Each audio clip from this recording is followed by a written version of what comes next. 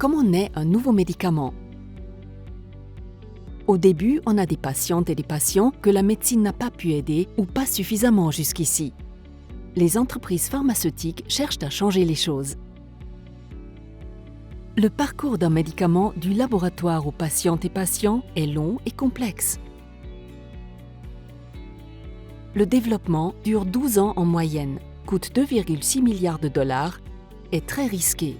95% de toutes les tentatives échouent. Recherche fondamentale, durée 3 à 5 ans. En laboratoire, on étudie des cultures cellulaires pour analyser le rôle de certaines molécules dans une maladie.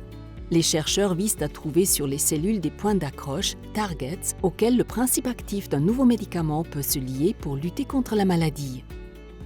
Ainsi, les chercheurs en laboratoire conçoivent et optimisent des substances qui ont une action ciblée sur une maladie. La sécurité et l'efficacité sont contrôlées dans le cadre d'expériences biochimiques et avec des procédures assistées par ordinateur.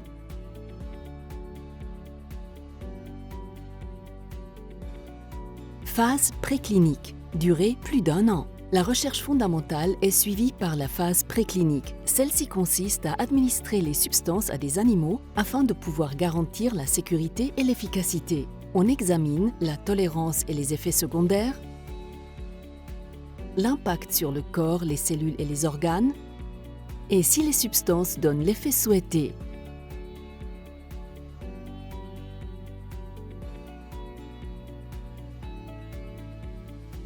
Phase clinique, durée 3 à 7 ans. Lors de la phase clinique, on administre pour la première fois les médicaments mis au point à des patientes et patients. On donne également au principe actif une forme adaptée pour qu'il puisse agir au mieux dans le corps, par exemple en comprimé, en pommade ou en solution injectable. On examine ici si le médicament est bien toléré, s'il agit et si le traitement donne de bons résultats. Phase 1. On vérifie d'abord si un petit groupe de personnes tolère bien le médicament. Phase 2. On donne le médicament à un plus grand groupe de patients pour contrôler s'il est efficace contre la maladie. Phase 3. Les bons résultats du traitement doivent à présent être confirmés sur un grand nombre de patientes et patients. Les médicaments sont fabriqués selon des standards de qualité élevés grâce à l'utilisation des technologies les plus avancées.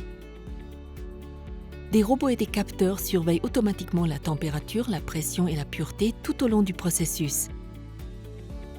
L'intelligence artificielle contrôle chaque lot en temps réel et garantit une qualité constante.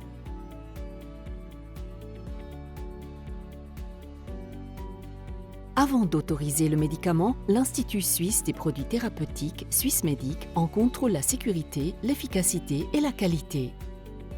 Nous touchons alors au but. Mais pour que tous les patients et patientes puissent être traités avec le nouveau médicament, l'Office fédéral de la santé publique doit l'intégrer à la prise en charge par les caisses d'assurance maladie et fixer un prix pour que celles-ci le payent. Les fabricants, des professionnels et les autorités continuent d'observer le médicament dans son application à grande échelle pour repérer des effets secondaires rares. De potentiels effets secondaires doivent être signalés et évalués par Swissmedic. Après 12 ans environ, 2,6 milliards de dollars d'investissement et de nombreux échecs, le nouveau médicament a atteint son objectif. Il peut aider et guérir des patientes et des patients. Plus d'informations à ce sujet, interpharma.ch.